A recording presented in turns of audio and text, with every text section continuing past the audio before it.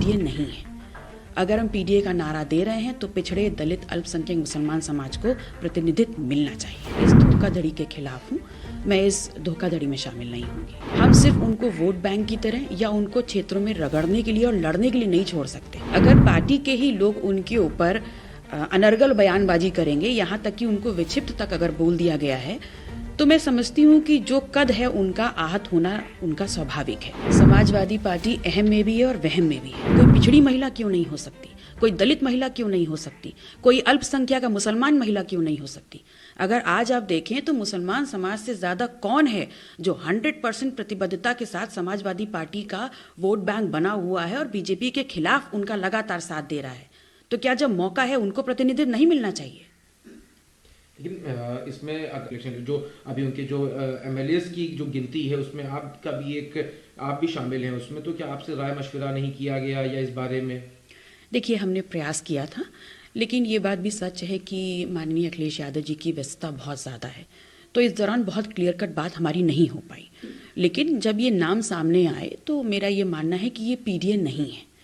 अगर हम पीडीए का नारा दे रहे हैं तो पिछड़े, दलित, अल्पसंख्यक मुसलमान समाज को प्रतिनिधित्व मिलना चाहिए।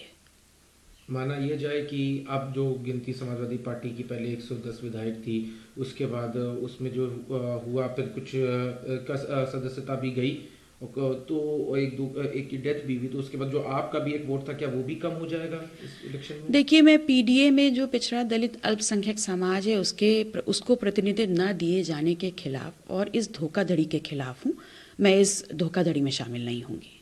अगर आप वोट नहीं देती हैं तो जो 3 उम्मीदवार हैं उसमें से शायद 2 ही फिर राज्यसभा पहुंच पाएंगे। ये नहीं लगता है कि मतलब पार्टी को या अलायंस को बचाने के लिए कि जो कैंडिडेट जा रहे हैं उसमें से एक कैंडिडेट पे शायद आपके वोट ना देने की वजह से, क्योंकि आरएलडी जैसे पहले अलग हुई थी, अगर जो पार्टी का कहना है कि आरएलडी के कुछ विधायक उनके संपर्क में अगर वो भी वोटिंग में हिस्सा नहीं करते हैं तो समाजवादी पार्टी तो 3 राज्यसभा सांसद नहीं भेज पाएगी। देखिए, मिशन बहुत बड़ा है। मिशन अगर पीडीए है तो उसको आगे लाने के लिए हमें दिखाना होगा ज़मीनी तौर पर।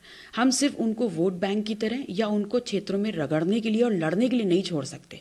जब मौका है कि आप इन लोगों को आगे बढ़ा सकते हैं तो सबसे पहले उनको प्रतिनिधित्व मिलना चाहिए। सिर्फ बात इतनी सी है। मैं ये आह्वान ज़रूर करूँगी कि चाहे कांग्रेस हो, चाहे समाजवादी पार्टी हो, चाहे बसपा हो, इन सभी संगठनों में जो भी गैरतमंद लोग हैं और जो इस विचारधारा में पीडीए में विश्वास रखते हैं, उनको इस धोखे के खिलाफ आकर के प्रतिकार करना चाहिए।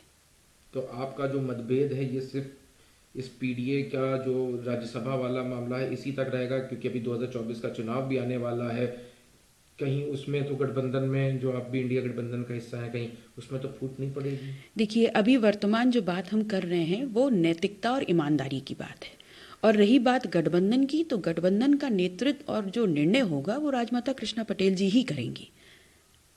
तो मतलब माना जाए कि अगर आगे चल के बातें सही नहीं हुई तो क्या समाजवादी पार्टी और अपना दल कमेरावादी अलग भी हो सकती है 2024 के चुनाव से पहले?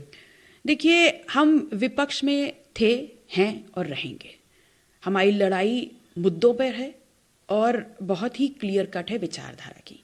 हम लगातार लड़ रहे हैं और आगे भी लड़ेंगे। स्वामी प्रसाद मौर्य जी से लगातार मेरा संपर्क बना हुआ है और सामाजिक न्याय की लड़ाई लड़ने वाले एक बहुत ही कद्दावर नेता हैं वो, और समाजवादी पार्टी में राष्ट्रीय महासचिव पद पर होते हुए भी, पार्टी के लिए काम करते हुए भी, अगर पार्टी के ही लोग उनके ऊपर अनर्गल बयानबाजी करेंगे, यहाँ तक कि उनको विक्षिप्त तक अगर बोल दिया गया है, तो मैं समझती हूँ कि जो कद है उनका आहत होना उनका स्वाभाविक है। और हमें इस बात पर जो है लगाम लगानी होगी, स्टॉप लगाना होगा कि अगर हमारे पार्टी का कोई ऑफिस बेयरर है, पद पे है और उसका एक बहुत बड़ा कद है और समाज में एक प्रतिष्ठा है, तो उनके खिलाफ जो अनर्गल बयानबाजी है उस पर स्टॉप क्यों नहीं लग रहा है? कौन करवा रहा है इसको? तो हमें क्या सिर्फ सवर्णों का ही वोट चाहिए? हम पीडीए का नारा दे रहे हैं और पिछड़े, दलित, हमारे मुसलमान समाज के जो नेता हैं उन पर तीखी टिप्पणी हो रही है, उस पर कोई लगाम नहीं है। ये होना चाहिए पार्टी में। लेकिन पार्टी के नेताओं का कहना यह है कि जो पिछड़ा, दलित, अल्पसंख्यक है वो समाजवादी पार्टी को हमेशा से वोट करता आया, यही वजह थी कि उनकी सरकार भी रही है। लेकिन स्वामी प्रसाद मौर्य जो बयान दे रहे हैं उससे धार्मिक भावनाएं आहत हो रही हैं, धार्मिक टिप्पणियों की कोई जगह नहीं है। वो जो किया है उसका उन लोगों ने विरोध किया है। देखिए, समाजवादी पार्टी अहम में भी है और वहम में भी है, और उनको ये बहुत अच्छे से समझना होगा कि वो खुद कह रहे हैं कि पिछड़ा, दलित, अल्पसंख्यक हमको वोट देता आया है। आपको वोट देता आया है, इसीलिए आप उनकी भागीदारी को किनारे करके उनको लूटने का काम कर रहे हैं। आप भागीदारी सुनिश्चित करिए, क्योंकि आप उनका वोट क्लेम कर रहे हैं। भागीदारी सुनिश्चित करेंगे तो आगे और बड़े बड़े मंजर आएंगे, हम लोग देखेंगे। वोट क्लेम करने की बात से ही आपने अपने वोट को पीछे रखने की बात कर दी है राज्यसभा चुनाव में। अगर समाजवादी पार्टी इस बात से नहीं खुश हुई और आपके ऊपर अगर कोई एक्शन लिया गया? स्वतंत्र है वो एक्शन लेने के लिए। मैं एक्शन से नहीं डरती, ईमान की राजनीति करती हूँ, जो सही है वो कहूँगी। मतलब कहीं ना कहीं जो पीडीए का नारा था उस पर समाजवादी पार्टी नहीं चल रही है, आपका कहना है, जिसकी वजह से आप में और अब समाजवादी पार्टी में मतभेद नजर आ रहे हैं। पीडीए हमारा नारा है और आपके पास 3 राज्यसभा सीटें हैं, तो कहाँ है पिछड़ा, कहाँ है मुसलमान? ये होना चाहिए ना। ऐसा थोड़ी ना होगा कि पिछड़ा, दलित, अल्पसंख्यक जो है वो सड़कों पे मरे, वहाँ घिट्टे आपका झंडा और बैनर उठाए, और जब आगे जाने की बात आए तो प्रतिनिधित्व कोई और लेके चला जाए और हम बाध्य हों कि हम उनको वोट करें।